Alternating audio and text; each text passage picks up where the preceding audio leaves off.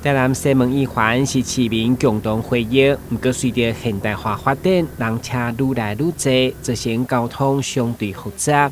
为了改善当地交通，高雄局规划了短期到长期的改善计划。目前的做法就是开放基慢车会当直行穿过圆环，同时包括东门甲唐德庄公园顶3处圆环，拢一并禁止机车红灯正弯。提醒用路人对1月10号就开始实施。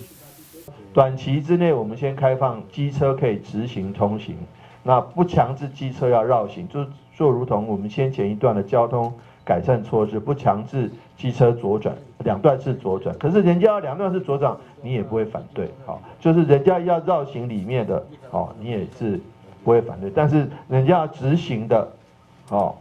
这个我们可以开放，不再取缔。